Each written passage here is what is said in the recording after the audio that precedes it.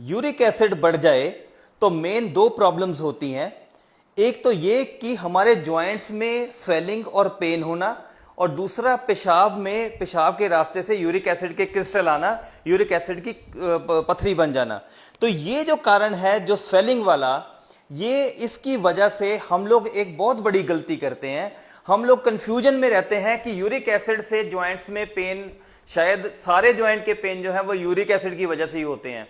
होता क्या है कि तीन तरह का एक्चुअली अर्थराइटिस होता है, तीन तरह का गठिया होता है। एक होता है ऑस्टियोआर्थराइटिस, जो कि नॉर्मली लेडीज में पाया जाता है 45 साल की उम्र के बाद, जब उनका पीरियड्स बंद होने का समय होता है। उस टाइम थोड़ा सा वेट बढ़ जाता है और हड्डियां उनकी कमजोर होनी शुरू हो जाती हैं। इस वजह से वो जो है वो अर्थराइटिस होना शुरू हो जाता है। उसमें मेनली वेट बेरिंग जॉइंट्स जैसे घुटने या कूल्हे में ज्यादा पेन होता है। उस केस में भी हम सोच लेते हैं कि यूरिक एसिड की वजह से प्रॉब्लम आई है।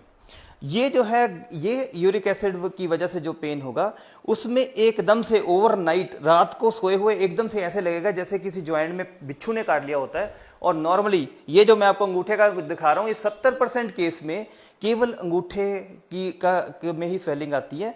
बाकी उसके बाद यहाँ पे इसमें आ सकती है, एंकल में आ सकती है, घुटने में बहुत रेयर, यूरिक एसिड की वजह से बहुत ही रेयर, मैंने बहुत कम लोग देखे हैं जिनके घुटने में पेन हुआ यूरिक एसिड की वजह से।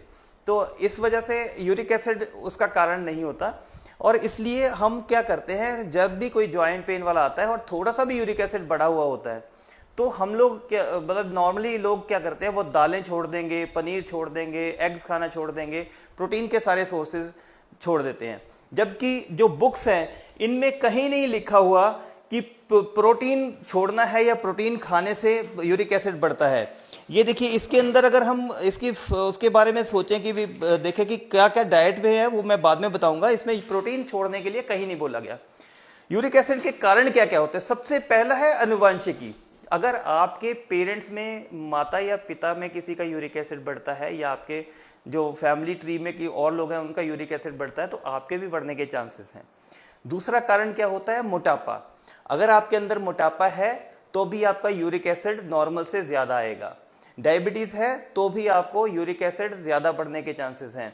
इसके अलावा अगर आप हैवी ड्रिंकिंग करते हो, स्पेशली ज्यादा बियर पीते हो, तो यूरिक एसिड बढ़ेगा। इसका कारण क्या है कि यूरिक एसिड प्योरीन नामक एक पदार्थ होता है, वो हम जिन फूड्स में ज्यादा होता है वो अगर खाते हैं और हमारी बॉडी उसको प्रोसेस नहीं कर पाती, तो एक्सेस प्यूरिन जो है वो यूरिक एसिड में कन्वर्ट हो जाते हैं, और यूरिन हमारी किडनीज निकाल नहीं पाती उसको, तो बॉडी में वो एक्सेसिवली बनना शुरू हो जाता है। तो ये जो एक्सेस यूरिक एसिड है वही हमारे ब्लड में दिखाता है। नॉर्मल वैल्यूज जो हैं वो रहती हैं 3.5 मिलीग्राम पर डेसीलीटर से लेके 7.2 मिलीग्राम पर डेसीलीटर। तो हम क्या करते हैं, 7.2 से 7.3 भी आया तो एकदम से हम घबरा जाते हैं और यूरिक एसिड की दवाई खाना शुरू कर देते हैं। क्या ये सही है? और कौन कौन सी चीजें हैं वो? नंबर 1 है ऑर्गन मीट। अब हमारे में से कोई बहुत कम लोग हैं जो ऑर्गन मीट खाते हैं, मतलब कलेजी वगैरह खाना। दूसरा है red meat. Red meat means जो 4 पैरों पर चलने वाले जानवर हैं उनका मीट खाना। नंबर 3 पे आ गया सी फूड, जो समुद्र में मिलने वाले जो प्राणी हैं उनका फूड खाना, उससे भी यूरिक एसिड बढ़ता है।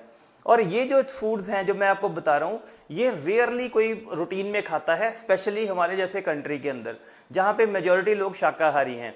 तो प्रॉब्लम क्या होती है, यूरिक एसिड हल्का सा बढ़ा और हम शाकाहारी पहले से ही हैं, प्रोटीन की पहले से ही कमी है और हम और ज्यादा प्रोटीन कम खाना शुरू कर देते हैं।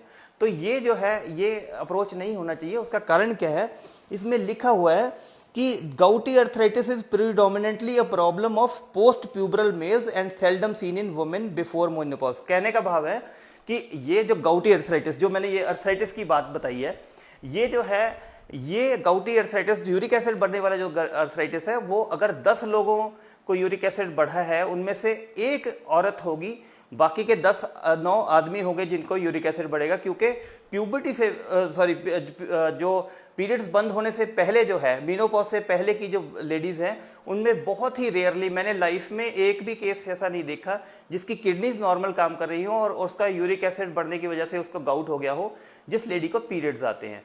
तो इसलिए आदमियों को ज़्यादा होता है, लेडीज़ को स्पेशली जब उनके पीरियड्स बंद नहीं हो गए तब तक उनको बहुत रेयरली गाउटी अर्थराइटिस होता है। तो एक प्रकार के गठिया से बचने के लिए हम प्रोटीन बंद कर देते हैं। प्रोटीन बंद करने की वजह से क्या होता है, कई बार होता है घुटनों में दर्द हो रहा है और आप प्रोटीन बंद कर देते हो, उससे क्या होगा, तो हड्डियों की फॉर्मेशन के लिए और हड्डियों को बचाने के लिए हमें प्रोटीन की भी ज़रूरत है, साथ में कैल्शियम की भी ज़रूरत है, लेकिन प्रोटीन भी चाहिए। प्रोटीन ना होने की वजह से हमारी बॉडी में और वीकनेस आती है, ज्वाइंट पेन्स और ज़्यादा बढ़ने शुरू हो जाते हैं। तो यहाँ पे देखिए, ये जो मैं आपको बताने लगा था, इसमें डाइट के बारे में देखो क्या लिखा हो। ये जो बुक है ये डेविडसन बुक है। डेविडसन जो है वो एक तरह से मेडिसिन का बाइबल माना जाता है, इसको बहुत ही ज़्यादा प्रेस्टिजियस बुक मानते हैं और जितने भी एलोपैथिक डॉक्टर्स हैं वो सभी इसको पढ़ते हैं। इसमें डाइट लिखा हो, there is no need for severe dietary restrictions, बहुत ज़्यादा हर एक चीज़ थोड़ी थोड़ी खाओ, ज़्यादा खाने की ज़रूरत नहीं है।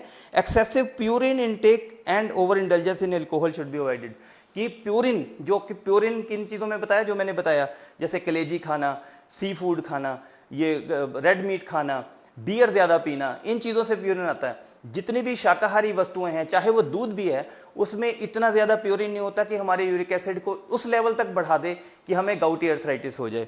तो जो शाकाहारी हैं उनको किसी प्रकार की डाइटरी रिस्ट्रिक्शन की ज़रूरत नहीं है। यहाँ पे लिखा हुआ है gradual weight loss is encouraged in obese patients. अगर आप मोटापे से ग्रसित हैं तो आपको वेट लॉस करना चाहिए। लोग करते क्या है, दवाई खाएंगे यूरिक एसिड की, प्रोटीन बंद कर देंगे, लेकिन वेट को कम करने की कोशिश नहीं करेंगे। तो उसके बाद ये लिखा होगा severe calorie restriction must be avoided, क्योंकि अगर हम जो कैलोरीज बहुत कम खाएंगे उससे भी हमारा यूरिक एसिड लेवल्स जो हैं वो बढ़ने शुरू हो जाते हैं। तो कम, बहुत ज़्यादा कम कैलोरीज नहीं, बहुत जल्दी वेट लूज नहीं करिए। ये चीज़ें सारी हमने करनी है। अब कौन कौन सी चीज़ें हैं जिनसे हमारा यूरिक एसिड कंट्रोल करने में हेल्प मिलती है? नंबर 1 है एप्पल साइडर विनेगर।